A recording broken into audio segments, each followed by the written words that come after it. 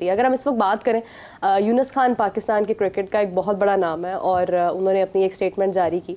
उन्होंने कहा कि मैंने हमेशा पाक भारत मैच के मुतालिक बात की है और पाक भारत मैच से भारत के साथ जब आप खेलते हैं तो आपको एक्सपीरियंस हासिल होता है, प्लेयर्स बनते हैं भारत के साथ खेलकर। And we are too close to see Pakistan India जो एक मैच उनके दरमियान होने जा रहा है। सबसे पहले एज अ पाकिस्तानी तो आपकी सपोर्ट पाकिस्तान के साथ डेफिनेटली होगी, लेकिन एक सिक्स सेंस क्या कह रही है इस बार?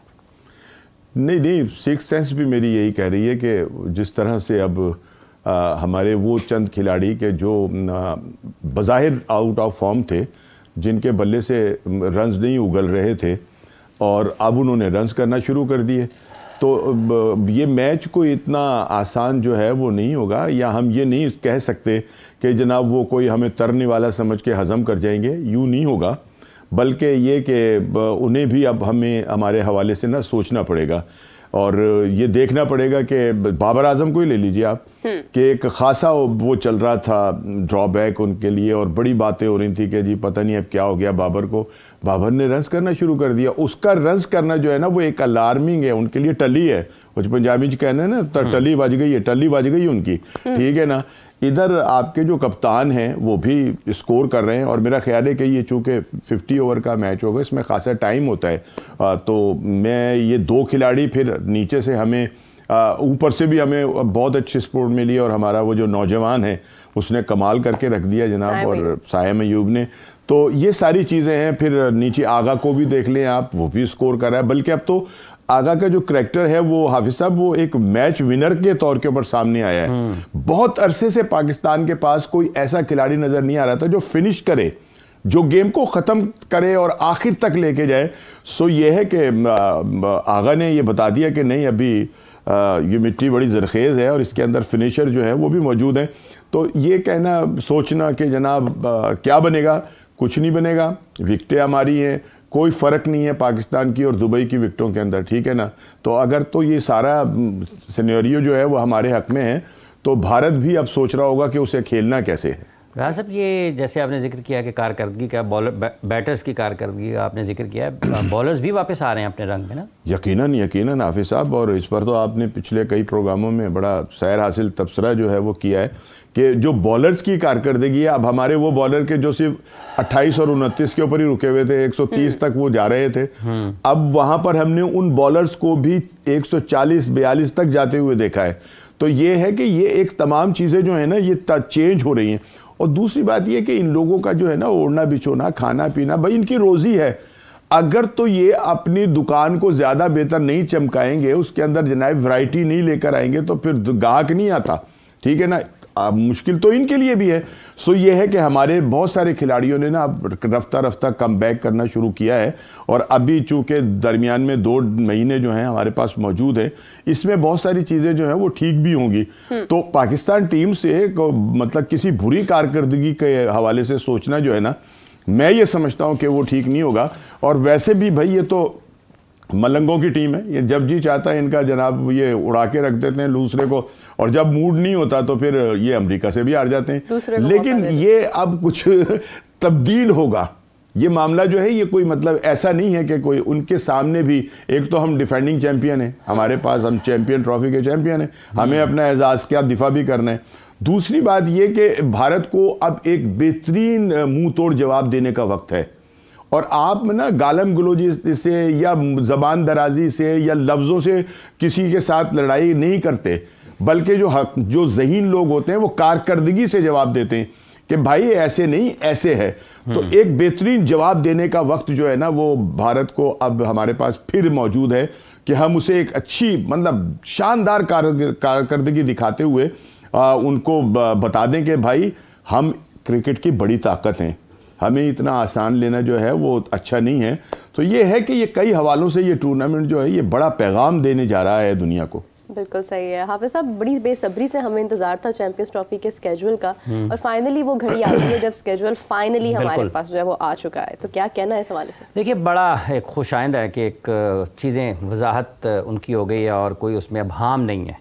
राना साहब के अब आपके पास ये वेन्यूज़ है, यहाँ आपने खेलना है, तो कम से कम टीमों को अपनी तैयारियां करने का मौका मिलेगा। लेकिन राना साहब, जहाँ तक इस चीज़ का ताल्लुक है कि अब इंडिया ने खेलने अपने सारे के सारे मैचेस यूएई में।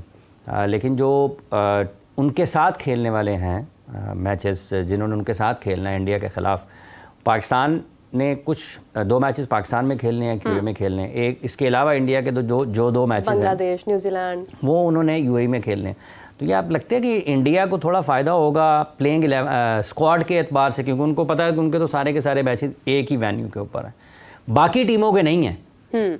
अच्छा, नहीं, इसमें एक चीज़ है कि भारत की टीम के हवाले से मैं ये समझता हूँ कि वेन्यू जो है ना वो कोई इतनी ज़्यादा वो नहीं रखता। अगर तो आपके प्लेयर्स की परफॉर्मेंस अच्छी है और वो जिसको कहते हैं ना कि वो तो मतलब उनका तो सारा कुछ है ही ओढ़ना बिचोना क्रिकेट, तो वो उनके लिए एक्सक्यूज़ कोई नहीं होता कि यार ये वेन्यू है ऐसा था, हम इस पे नहीं खेल सके, ये यूं था, ऐसे था, ऐसे था।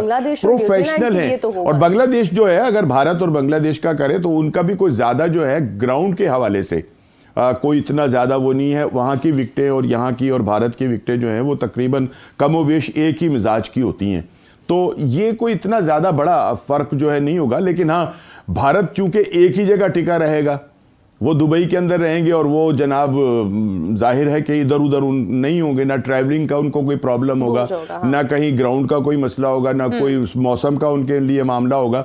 उनको थोड़ा सा एज ज़रूर होगा यकीनी तौर के ऊपर, लेकिन ये कि कोई, मैं ये समझता हूँ कोई इतना बड़ा मसला जो है वो नहीं होगा।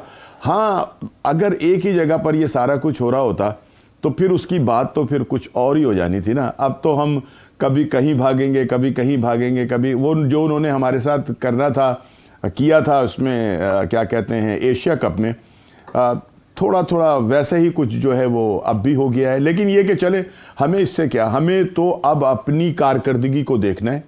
हमारी तरफ से जाए भाड़ में भारत, वो जो मर्जी करते रहे, जीतें या हारें, हमें उनसे कोई फ़र्क नहीं पड़ता। लेकिन ये है कि हमें अब अपनी जो, क्योंकि ये हमारा अपना टूर्नामेंट है, हम इसके मेज़बान हैं, हम इसके मतलब डिफेंडिंग चैम्पियन हैं, तो इन तमाम हवालों को सामने रखते हुए हमें बजाय इसके कि हम कहीं और हाफिज़ साहब सोचें, हमें अपनी तरफ जो है वो सोचना चाहिए। और आज जो बड़े मज़े की बात ये है ना, हाफिज़ साहब करते हैं बड़े तीखे तीखे सवाल। अगर ये मेरे साथ वैसे बैठे होते ना और आप हमसे सवाल कर रहे होते तो मुझे कुछ थोड़ा सा जो है वो मिलता रहता सपोर्ट। अब आपने हाफिज़ को बिठा दिया मेरे सामने और उन्होंने मुझसे पूछने उल्टे। मैं चाहती हूँ कि मुझे हिंट मिलता रहे। लेकिन ये कि हाँ, मज़ा आएगा। अच्छा राना साहब, एक और चीज़ है कि स्टेडियम्स हमारे जो है वो बड़ी जल्दी में तैयार हुए हैं, बड़ा मतलब सिचुएशन के मुताबिक अगर देखा जाए तो उन्हें फौरी तौर पर तैयार किया गया। अभी कदाफी स्टेडियम के अंदर यानी मेकअप जारी है, स्टेडियम का सुर्खी लगाई जा रही है, लेकिन ये है कि ये जल्दबाजी के अंदर हम कोई नुकसान तो नहीं कर बैठेंगे? आपको लगता है कि मजबूत सारे तमाम मामला जो मजबूती से हुए होंगे? नहीं, अल्लाह ताला कोई ऐसा मसला ना करे। बड़ा जिसको कहना चाहिए अच्छा मटेरियल इस्तेमाल हो रहा है वहाँ और बड़ा मजबूत मटेरियल इस्तेमाल हो रहा है। चेक करके आए हैं। हाँ, नहीं, आप भी, आपका दौरा भी रहता है वहाँ, ऐसी बात नहीं है। सीमेंट पूरी लग रही है। ठीक है ना।